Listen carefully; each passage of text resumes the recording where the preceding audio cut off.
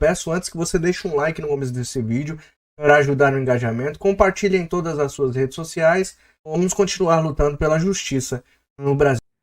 E por falar no que é verdadeiro, no que é correto e no que é justo, vamos ao exemplo oposto. Parece que na vida do brasileiro há 3 certezas inescapáveis: a morte, os impostos e os abusos do ministro Alexandre de Moraes. Antes do recesso, o Boletim Coppola elencou 10 ilegalidades flagrantes patrocinadas pelo Supremo Tribunal Federal no caso Daniel Silveira. De lá para cá, o presidente da República, de forma acertada, fez uso da sua prerrogativa constitucional e concedeu indulto ao deputado, reparando a tremenda injustiça cometida contra o parlamentar pelo STF. Contudo, o senhor Alexandre de Moraes, vítima e juiz do caso, não se deu por satisfeito e, contrariando princípios básicos do direito, manteve a aplicação de multas exorbitantes e injustificáveis contra Daniel Silveira. Segundo o ministro Xerife, o deputado federal deve à justiça R$ 645 mil por não usar a tornozeleira eletrônica. A multa é equivalente a mais de 2 anos de salário líquido do parlamentar, que além de político, é pai de família e tem 2 filhas para sustentar. Vale lembrar que a ordem judicial que determinou o uso da tornozeleira é completamente ilegal. Segundo a Constituição e a própria jurisprudência do STF, a competência para deliberar sobre medidas cautelares, sobre medidas restritivas de direitos contra um parlamentar é do Congresso Nacional, não do STF, muito menos de apenas um ministro. Até mesmo Alexandre de Moraes votou conforme esse entendimento, e isso foi em 2017, pessoal, não faz muito tempo não. Além disso, Daniel Silveira foi agraciado por um indulto individual concedido pelo presidente da República nos termos do artigo 84 da Constituição. Por sua vez, o Código Penal é taxativo no seu artigo 107, inciso 2. Extingue-se a punibilidade pela anistia, pela graça ou pelo indulto. A única limitação legal que existe para esse tipo de perdão judicial está na própria Constituição, no artigo 5º, inciso 43. O presidente não pode extinguir as penas de crimes hediondos ou equiparados. Mas só para vocês terem uma ideia do alcance do indulto, até mesmo notórios corruptos, como os petistas José Genuíno e Zé Dirceu, já se livraram da justiça beneficiados por decretos da ex-presidente Dilma Rousseff. Tanto que o ministro Luiz Roberto Barroso publicou nas suas redes sociais o seguinte esclarecimento a respeito do seu papel no perdão e na soltura de condenados por corrupção. Aspas. Um esclarecimento. Quem concede indulto é o presidente da República. O judiciário apenas aplica o decreto presidencial. Nas execuções penais do mensalão, deferiu o benefício a todos que se adequaram aos requisitos. O que está implícito nessa manifestação formal do ministro Barroso é ponto pacífico na doutrina e na jurisprudência. O indulto extingue a punibilidade e ponto final. Não cabe questionamento por parte de outros poderes.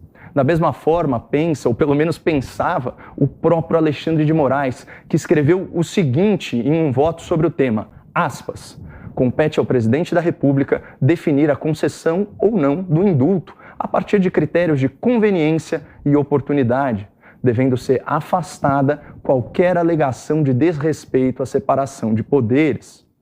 Na ocasião, Alexandre de Moraes citou o então decano da Corte, ministro Celso de Mello, que afirmou categoricamente: a decisão do presidente da República é insuscetível de revisão judicial. Ou seja, se o STF tiver o mínimo, mas assim, o mínimo mesmo de coerência, de respeito à Constituição, o plenário da Corte vai acatar o indulto presidencial e vai jogar aí na lata do lixo todas as ações promovidas pelos partidos da esquerda para rever o perdão judicial concedido a Daniel Silveira. Mas ainda tem algumas coisas pendentes. E essa história da multa de mais de 600 mil reais?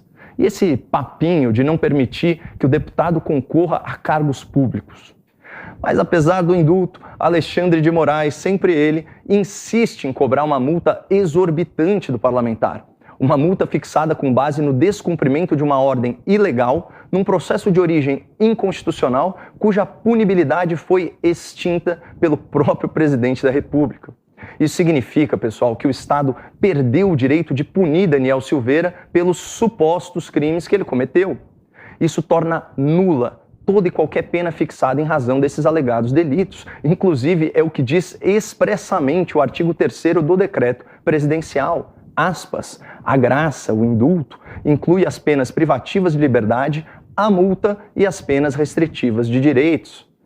Chega a ser uma obviedade. Se a pena foi extinta e o Estado perdeu sua pretensão punitiva, é natural que medidas cautelares, como o uso de tornozeleira eletrônica e que multas relacionadas ao processo também se tornem inexistentes. É um princípio básico do direito civil e penal. O acessório segue o principal. E disso decorre outro fato elementar. Além de estar completamente livre do processo, o deputado Daniel Silveira está apto a exercer de forma livre, de forma desimpedida, o seu mandato parlamentar. E mais, não existe qualquer impedimento legal para que ele se candidate a um cargo público, porque, como nós vimos, não cabe revisão legislativa ou judicial a um indulto presidencial fundamentado na Constituição. E esse indulto extingue o direito do Estado de punir o autor do suposto crime.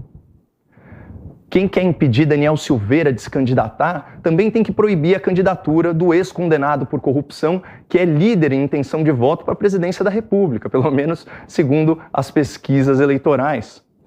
Lula foi condenado em mais de um processo em segunda instância, mas teve as suas ações penais anuladas pelo Supremo Tribunal Federal e de maneira muito controversa, diga-se de passagem. Lula não é inocente e nunca foi absolvido. Pelo contrário, havia certeza jurídica sobre o cometimento dos crimes de corrupção e de lavagem de dinheiro. Contudo, os brasileiros honestos foram obrigados a aceitar a elegibilidade de Lula graças à extinção dos seus processos pelo STF e à prescrição dos seus crimes. Da mesma forma, a esquerda brasileira terá sim que engolir a elegibilidade de Daniel Silveira graças ao indulto.